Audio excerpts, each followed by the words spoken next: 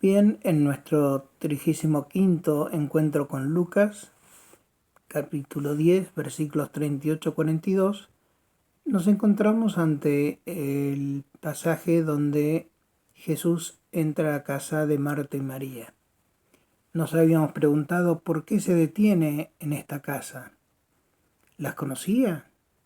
¿O entra en la casa solo porque le invitan para que predique en ella? ¿Cuáles son las actitudes de las hermanas? ¿Son extremistas o tienen un sentido catequético para nosotros? ¿Qué podemos rescatar como enseñanza para nosotros hoy en día? Esas eran las preguntas que nos hacíamos cuando planteábamos la lectura y el masticar este pasaje para cada uno. Lucas no menciona el lugar donde ocurre este episodio. Sabemos que las hermanas mencionadas en él vivían cerca de Betania, a muy poca distancia de Jerusalén, que era la meta a la cual se dirigía Jesús. Marta y María eran hermanas de Lázaro, a quien no se lo nombra en este pasaje, y eran seguidoras de Jesús. Con ella Jesús muestra la actitud ante la mujer que distinguirá al cristianismo frente al judaísmo y a las formas orientales del tratamiento de la gente. Jesús entra en la morada, se deja servir por ellas, no siendo estas de la propia familia, conversa y además les enseña en la propia casa. Son rasgos todos revolucionarios respecto a las enseñanzas y las prácticas rabínicas de aquella época. No olvidemos que Lucas estructura esta narración de la vida pública de Jesús como si consistiera en un único viaje hacia Jerusalén, donde debía consumarse su sacrificio. Aquí está a las puertas, está llegando. Busca en este hogar amigo un poco de sosiego para reparar las fuerzas antes del paso final. No está para fiestas ni para banquetes, pues no viene como simple peregrino del santuario de Dios, sino hacia su propia batalla, a lo que él llamará su bautismo. María parece comprender esto y lo respeta.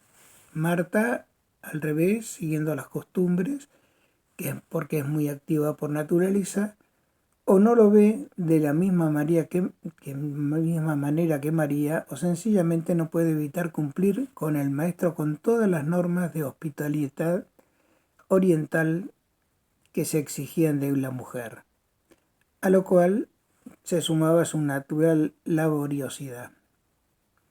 También María actuaba con hospitalidad, pero lo entendía según la idiosincrasia más serena y comprendía que el modo de atender dignamente a Jesús en aquel momento consistía en estar colgada a sus palabras, estar a sus pies, escucharlo, entender la catequesis que le da.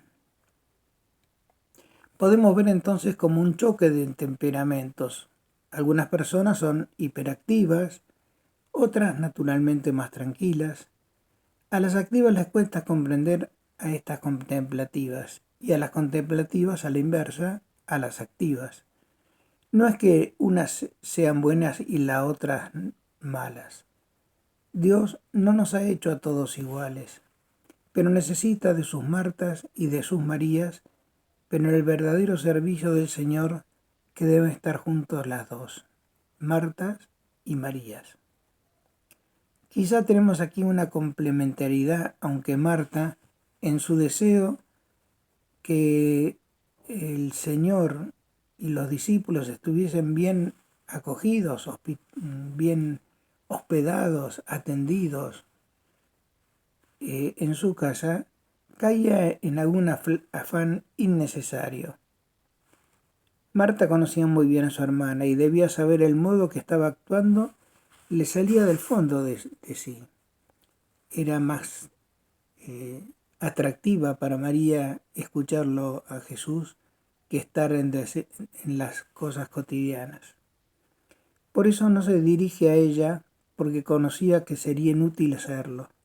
Y es a Jesús a quien le manda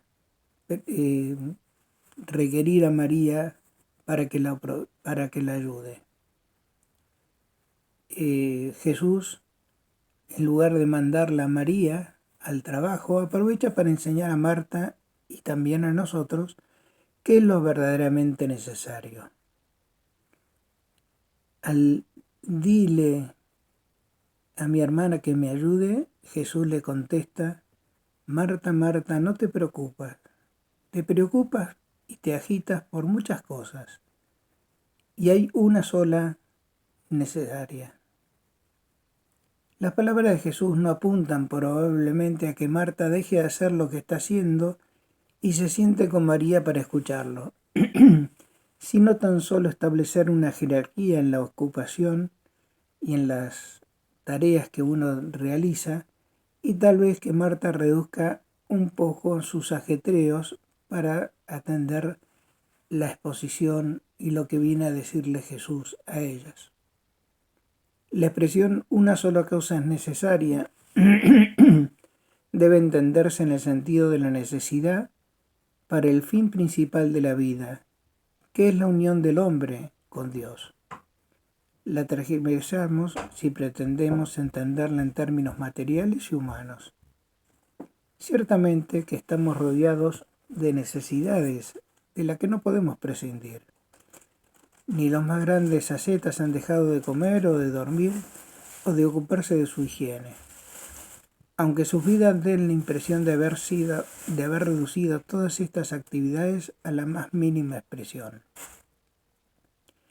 El mismo recogimiento de María no sería posible sin la generosa diligencia de Marta. Esa una sola cosa hay que entenderla en el sentido de que todo afán ha de estar subordinado como a su fin a la escucha y la meditación de la palabra en orden de realizar la voluntad de Dios en la vida cotidiana. Jesús también necesitaba comer, y a esto proveía la buena Marta, pero no había ido solo a comer sino a enseñar, y esto es lo que atendía a María. Marta debía atender al huésped sin dejar en segundo plano que Jesús es el Maestro y que del Maestro se debe escuchar la lección. Por eso no se trata acá directamente de la enseñanza de la superioridad de la vida contemplativa sobre la activa, como algunos puedan suponer, sino de la necesidad de que los trabajos secundarios o importantes no deben impedir el atender la doctrina del reino, el Evangelio, la palabra, que es la que dirige el Señor a María en Betania. María ha elegido la parte buena, que no le será quitada. La parte de María es la parte buena porque encarna el fin al que estamos llamados, hacernos discípulos de Jesús. La parte de Marta es también necesaria a su manera, porque es el medio para el fin al cual nos estamos proponiendo vivir. Pero no nos debemos detener en los medios renunciando al fin. Los medios pasan, el fin permanece. La actividad de Marta como la actividad de la Iglesia pasará, será quitada, cuando el último confín de la tierra oiga el mensaje evangélico y la última criatura que haya de ser salvada consiga entrar junto con el rebaño del pastor. La sumisión de María a los pies de la verdad no caducará jamás. Lograr el equilibrio entre ambas acciones es haber aprendido la lección que este pasaje de Lucas nos trae y nos invita a que reflexionemos y meditemos en profundidad. Espero que esto también les ayude a comprender mejor o a entender mejor este texto de Lucas 10, versículos 38-42, sobre el encuentro de Jesús con Marta y María en Betania. Un abrazo.